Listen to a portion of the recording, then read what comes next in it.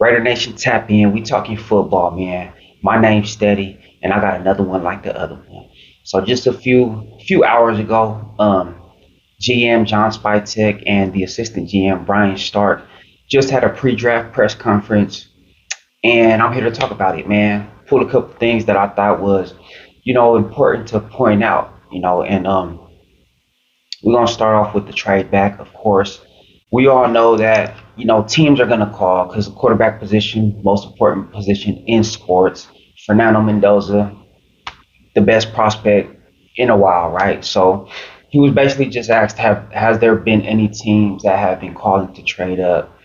His answer was yes, a couple, and he pretty much just said that those teams know where they stand. Now, I did expect teams to call, but I don't expect them to pay what John Spytek is willing or what he wants in order to come off the number one pick, right? Even if it's number two and people say, oh, well, you're only trading back one spot. Nah, it's not just about trading back one spot. It's about losing that franchise quarterback, right? That's really what you're giving up. You're not giving up the draft pick. You're giving up that player, right? And so it's pretty much a done deal. Like, we all know, we all have that feeling that Fernando is going to be drafted. There's no other team that's going to be willing to give up the amount of draft capital that's needed in order for the Raiders to come off that number one pick. So he pretty much just confirmed it. Teams been calling, but they know where they stand. That's that. Now, he was also asked about just trading back in general, in the second round. He did it last year. He's mentioned it before. I'm a big fan of trading back. He pretty much said that it just depends, as expected. You can't trade up or trade back unless other teams are willing to do so as well, right? So that's pretty much something that's they're not going to know until that time actually comes. To me, it does seem like he's willing to do both. I think it just depends. All that trading up, trading back, all that is like a business transaction. What's the value that I have to give up, or what's the value that I'm getting in return, and that's really what it comes down to. Is it worth it? But I definitely think that if there's a team at the bottom of the first that wants to trade back and the value that they're asking for is too good to pass up, and somebody's there to where it feels a need. They're high on the board, like say a top 10 player that might have dropped, due to for whatever reason. I do think that he'll pull the trigger. Trading back in the second round. That's probably the most likely outcome, just due to every single draft. Every single draft you see it, right? You got players that have a first round grade that end up falling, for whatever reason. And that's when teams are most aggressive. You probably get like 7, 8 trades from the first 10 picks of the second round. You know what I mean? So I do expect something, whether it's trade up, trade back. I do expect the trade back more than the trade up, but definitely expecting one or the other. Hondo ended up asking, I believe it was Hondo. Yeah. Well, he was just asking if his board was set. We're about 10 days away or something like that. Pretty much, he just said, yeah, there's a couple things, a couple steps that they have to do. They have a security meeting, they have a medical meeting, I believe the next 2 days. So, it could change, but he basically just said it's set now. If they do make a change to their big board, it's going to be very minor. You know what I mean? But pretty much everything is set. Player evaluations, all that is done. How they view the player, all of that is set in stone. There's really nothing much else to tell. I don't know if they said something about the medicals, but I don't know if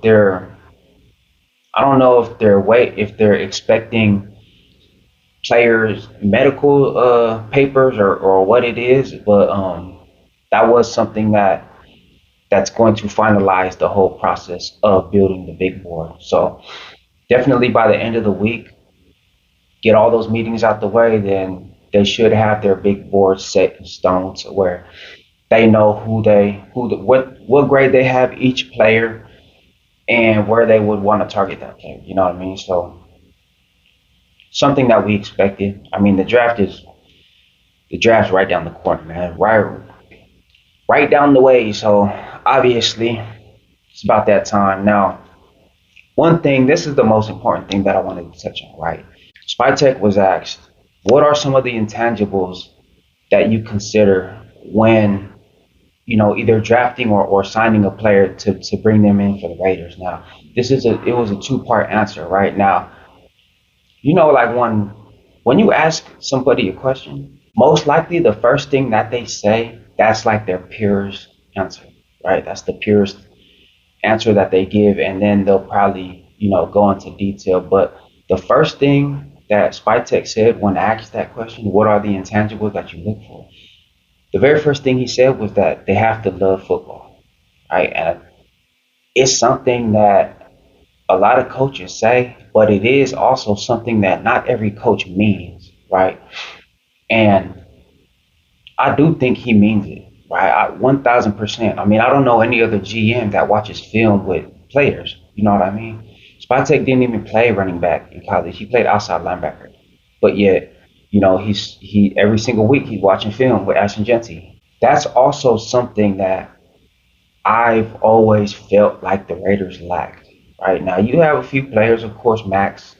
Right, I think Josh Jacobs loved football, well, loves football. JPJ, you have a few here and there, but there have been a lot of players, man, and one of them I always say this.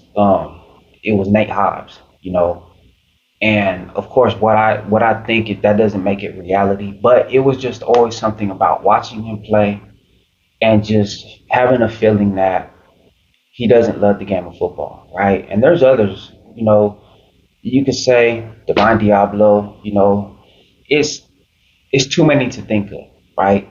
And this is one of the biggest reasons why. To have a passion for football leads to extreme effort, right? If you have a player that loves football, that loves to compete, 1,000% he's going to play with extreme effort. That's a fact. That's a fact. Can't nobody argue against that in no way, shape, or form. Passion for football leads to extreme effort on the field, man. And, some players now, you see it, like I said, JPJ, of course, Maxx, but for that to be one of the main things that you look for, like, free agency, if you go talk to somebody, you got to make sure that, their passion is there. You know what I mean? That they're not just coming here to collect a check. You know what I mean? Because then you're not going to get what you're expecting. When you sign or when you draft a player, you're expecting the top of the top. You're expecting for them to bring their A game every single day, every single week. But if they don't have the passion, then that's not what you're going to get. You know what I mean? So for him to say that straight off the top, I think that's very important, man, because that sets a culture, right? That sets the foundation of what type of people that you're going to bring in here. You know what I mean? You got to love the game of football. You can't come here lollygagging like you're just coming to, collect a check and bop, You got to love the game. You got to play with effort, man. And I love to hear it, man. Now, he answered that question, right? And then later on in his answer, he ended up saying that, wanting to play for the Raiders is also something that he looks for. And that's something that we've been missing for so long, bro. And he pointed out that, every free agent in this offseason has, they made it a point to let Spytek know that they want to be here. You know what I mean? They're not just coming here just because they paid them this, X amount of money. They're coming here because they actually want to be here, man. And that right there, it pretty much proves that it's a new era in Las Vegas, right? It's a new era in Raider Nation where not only free agents, but NFL prospects, right? College players coming out of college, entering the draft. Even them expressing to the general manager that, man, they want to be drafted by the Raiders, right? They're looking forward to being drafted by the Raiders, right? And that has me so excited, man. It's crazy because we haven't had it in a long time, right? And I think that right there is, you could say it's the Brady effect. You could just say, it's a long time coming. You could say, it's overdue. Whatever it is, I think it's happening. You know what I mean? And there's a lot of signs pointing to a new era actually starting in Las Vegas, man.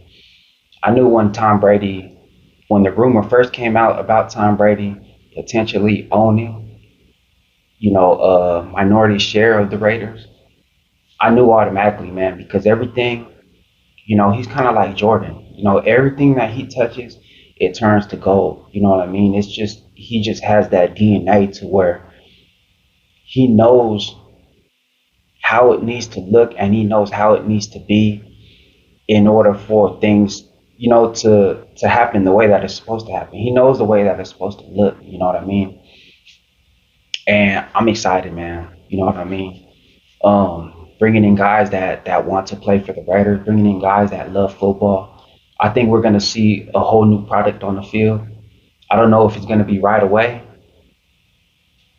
but it's happening, man. And I got a good feeling about this, man. But that was the pre-draft press conference. That's going to do it for this video, man. I hope you enjoyed the video. I hope you were able to gain some perspective in some way, shape, or form. If you want to help support this channel, don't forget to hit that subscribe button. If you ended up liking the video, man, don't forget to hit that thumbs up. My name is Steady, and I'm going to highlight y'all on the next one.